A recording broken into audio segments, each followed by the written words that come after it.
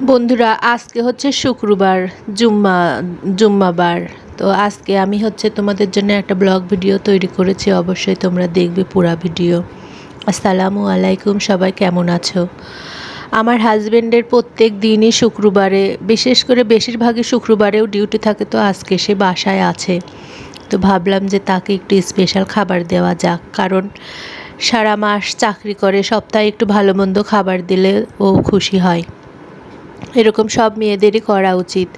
আজকে আমি সেই জন্য রান্না করব হচ্ছে গরুর মাথার মাংস বের করেছি, মানে মাংস বের করতে যায় মাথার মাংস চলে এসেছে, তাই জন্য ওটাই রান্না করব। আর এখানে একটু মুগের ডাউল ভেজে নিলাম।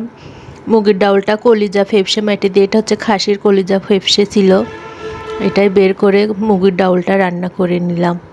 আর রান্না করেছি হচ্ছে এখানে টিকিয়া বানাবো, মানে আমি কাঁচা মাংস কাঁচা ডাউল বেটে টিকিয়া বানাই। এইটা খাইতে আমার সবচেয়ে বেশি মজা লাগে। আরও অনেক রকম করেই টিকিয়া বানানো যায়, তো আমার কাছে যেটা ভালো লাগে সেটাই আমি বেশি করে করি। আর এখানে রাইস কুকারে আজকে পোলাও তুলে দিয়েছি, মানে সব কিছু দিয়ে গরম পানি টানি দিয়ে দুধ মুধ দিয়ে গরম হয়ে যেয়ে ফুটে গেছে, তখন আমি চাউল দিয়ে দিয়েছি। এটা আমি দেখছি ইউটিউবে দেখে এভাবে রান্না করা শিখছি, মানে ঝটপট হয়ে যায়। আর পোলাওটা অনেক সুন্দর ঝরঝরা হয়েছিল।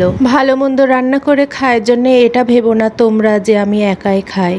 আমি আশেপাশে যা আছে, আমি আমার প্রতিবেশীকে দেখি কে কী রান্না করেছে, তাদেরকে একটু হলেও দিয়ে খাই।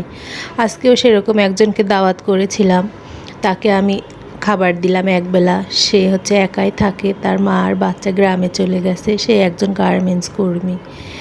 যাই হোক, এখন প্রত্যেক শুক্রবারে চেষ্টা করি একজনকে সঙ্গে নিয়ে খাওয়ার। তো আজকে একটু দেখো রং ঢং করে হাতে এক ভাবি মেহেন্দি পরায় দিছে, তার মেহেন্দি। আর একটু চুড়ি মুড়িও পরেছে। এখন দেখছি সবাই আবার চুড়ি টুড়ি পরে একটু ভিডিও করে, তাইও একটু আমি রং ঢং করে নিলাম। রং ঢং করে নিয়ে আজকে একটা নতুন জামা পরেছিলাম, সেই জন্য সাদা চুড়ি পরেছি। এখানে তার জন্য খাবার বাড়তেছি, 2টা টিকিয়া দিয়ে দিলাম, প্লেটে একটু ডাউল দিলাম আর একটু মাংস দিয়ে দিলাম।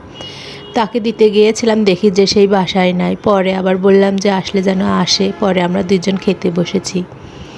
আমার হাজব্যান্ডকে বললাম খাবার এত তৈরি করেছি কেমন হয়েছে। হাজব্যান্ড তো মুখের পরে বলে দিল যে ডাউলে লবণ বেশি হয়েছে। মনটাই খারাপ হয়ে গেল। যাই হোক, লবণ আসলে একটু বেশি হয়েছিল, আর আমি একটু লবণ বেশি খাইয়ের জন্যে আমার লবণ সবসময় শুধু বেশি হয়ে যায়। হাজব্যান্ডকে বললাম সবাই রান্না টান্না করে ওয়াইফকে খুশি হয়ে টাকা পয়সা গিফট করে, আমাকে তুমি কিছু দাও। বলতেছে যে এখানে 200টা টাকা আছে, এটাই নাও। আমার টাকায় আমাকে নিতে বলতেছে। তো আমি বললাম যে থাক, দরকার নেই তোমার টাকা দেওয়ার। পরে তো 2জন খাওয়া দাওয়া করে নিয়ে একটু রেস্ট নিয়ে আবার বিকালের রান্নার জন্য প্রস্তুতি নিচ্ছি। বিকালবেলা আবার নাস্তা পানি খাওয়া লাগে। আজকে আবার একটু মাংস বের করে নিয়েছিলাম। মাংসটা হচ্ছে কাঁচা মাংসই, মাংস পিঠা বলে এটাকে। আমার হাজব্যান্ডের খুবই পছন্দ। আজকে ও বাসায়, সেই জন্য ভাবলাম যে ওকে একটু ভালো মন্দ খাবার খাইতে দিই, যেহেতু সে খাবার খাইতে পছন্দ করে। মাংসটা আমি ব্লেন্ডারে আগে ব্লেন্ড করে নিয়েছি, সিদ্ধ করে নিয়েছিলাম। তারপরে এখন এই তো মশলাটা কষায়ে এর মধ্যে ঝুড়া করা মাংসটা দিয়ে দেব। ঝুড়া করা মাংসটা দেওয়া হয়ে গেলে একদম ভাজা ভাজা করে নেব। ভাজা করে নেওয়ার পরে আমার এখানে চাউলের গুঁড়া আর একটু আটা মিশিয়ে নিয়ে গরম পানি দিয়ে সুন্দর করে ছেনে নিয়ে রুটির মতো বানিয়ে এটাকে হচ্ছে আমি 3 কোণাতে, আমাদের এখানে হচ্ছে এগুলাকে গোস্ত পিঠা বলে, অনেক রকমের শেপই দেওয়া যায়। এখানে হচ্ছে আমি 3 কোণাতে করছি, কয়টা কুশলি পিঠার মতো করছি।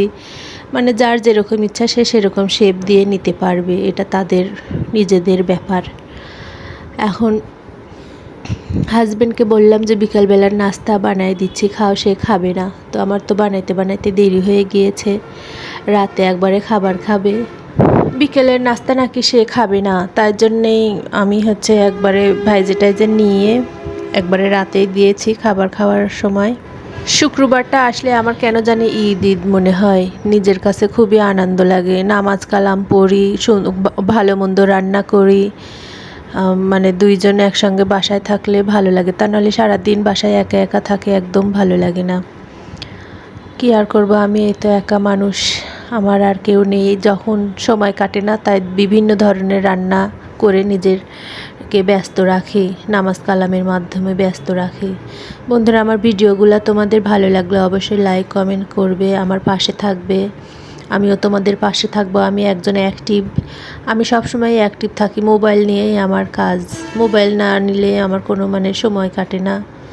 সেই জন্য আমি সবসময় মোবাইল নিয়েই পড়ে থাকি। তোমাদের সবাইকে শুভরাত্রি।